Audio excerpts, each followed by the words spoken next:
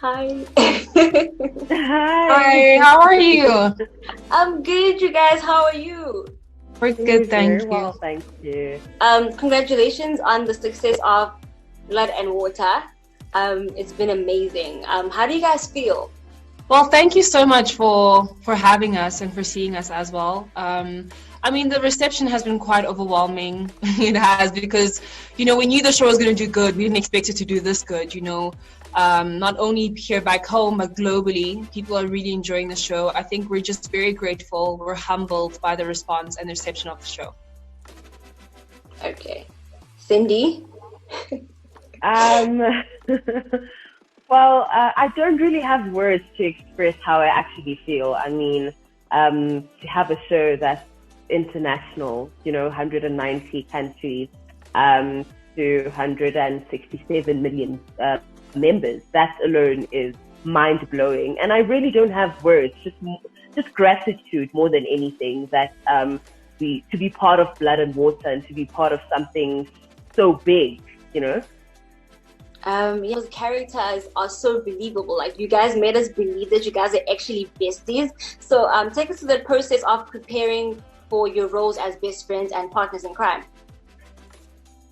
I feel like it just came naturally. Like it came naturally from the first time I met Ama. We just clicked. We were literally like sisters. And with preparation and us being so close and taking time to spend time with each other and know each other better, actually helped us to bring Zama and Buleng and the bond that they have alive. Definitely. Okay, cool. So I have 3 words to describe Uzama, and that is social, outgoing, and sexually liberated. Just take us through her character and how was it playing her?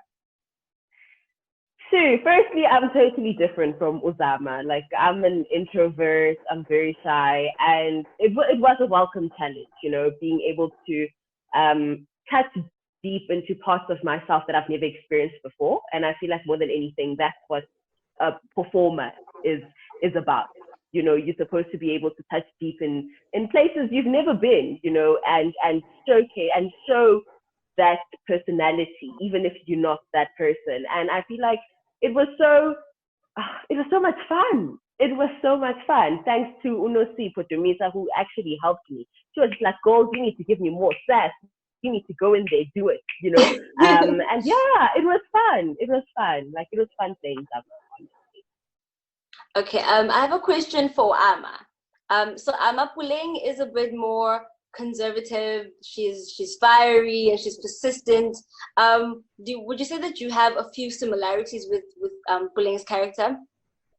Definitely. I think what I really related to her was her determination and the fact that once she puts her mind to something, she goes after it. I would say she's more reserved. I don't know about conservative because I feel like what was so important, and I'm glad that the show highlighted, was Buleng was the one who took the initiative to lose her virginity to KB. It wasn't a forced thing. I feel like a lot of young girls feel pressure to do that. But I think Buleng can really show young girls that it's okay if you feel like when you're ready and you want to do it, like take that step, go for it. It's your body, it's your choice, own it. Also, what I picked up on Puleng is that when her emotions rise, she gets a little aggressive. So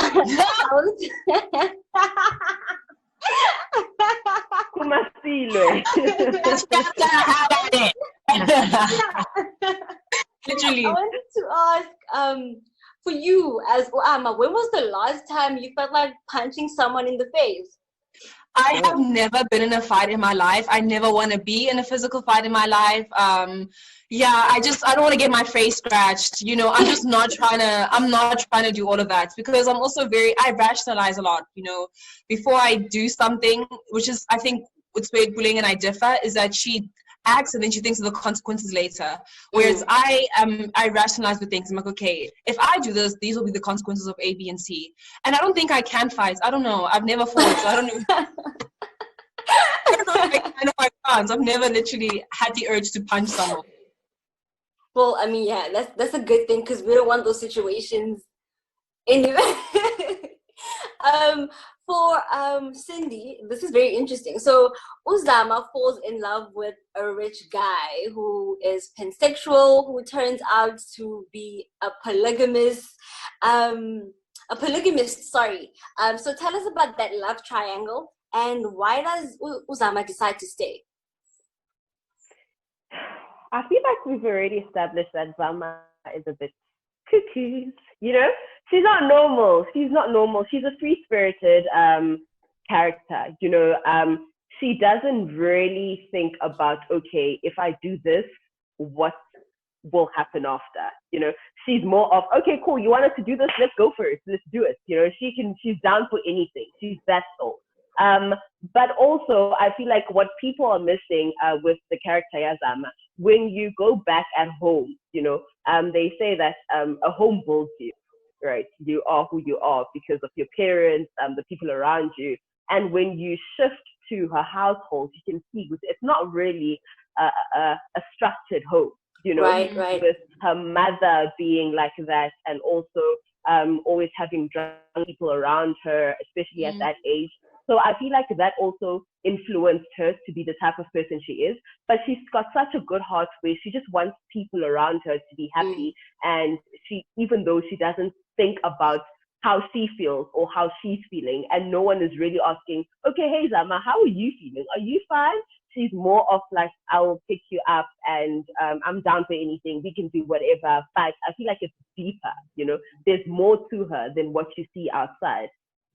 Yeah, and that's also something that I picked up, is that we don't really get to see her background and how she's like her household. We see her mother, but we don't really know what's actually going on in her life. So how will you say that we should expect her character to develop in the next season? I feel like I'd like personally, I'd really like us to dig deeper as to who she is, you know, and where does this come from, you know, because I feel like she has this mask. She's a lovely person, but she always has this mask where she's always happy, she's fine, things don't really bother her that much, you know, she'll be upset, but she'll come back up. And yeah, I feel like more than anything, what would be very interesting is us coming inside her household and talking about that. But yeah, for now, I feel like we should just enjoy Zama as she's a crazy person. Season 1, blood and water out, and let's just enjoy Zama, you know? Yeah. Okay, cool. Amma, I wanted to ask you about the steamy scene that Pulang has with with KB. Take us through your emotions while shooting that scene, and what was your reaction once you watched it play out? I mean, I was nervous to shoot the scene. I've never done anything like that, but I think my nerves really worked for the scene because it was her first time. So it would be natural for her not to be like, hey, you know, she was nervous. She's 16. She really loves this guy. So Nosipo, the director, really told me, like, I know you're nervous, but play into that. What I really liked is that she had a conversation with us about what we were comfortable doing, what we were comfortable showing, and she worked around what we were comfortable with. And it was a close set, so very limited people were allowed to be on set while we're shooting that. My reaction to seeing it was very tastefully done. Yeah, it was. Another question would be, have your parents watched the series, and what was their reaction to that particular scene? My parents, my grandparents, my aunts, my uncles, literally every single person in my family has watched the show. And I think when it comes to that scene, everyone just skips. It's only like my little siblings. My siblings are the ones who have watched it, and they like are running around all around the house like, ah, my goodness, like so excited. But the older people, they kind of like hide. They don't want to see it. Yeah. So they just skip through those scenes. No problems. One last question, guys, before I let you guys go. What is the one thing that you wish you knew in high school? One thing I wish? You knew in high school. Oh. Ooh, there's a lot. I know, right? But firstly, your dreams are valid. That alone, I feel like knowing that your dreams are valid and it's possible if you just pray about it more than anything, put your heart and mind to it, work on it, and it will come. The perfect timing, I feel like your dreams are valid. That's one thing I wish I told myself in high school, and I believed it more than anything. Yeah. Yeah, I think I agree with Cindy. Yeah, definitely.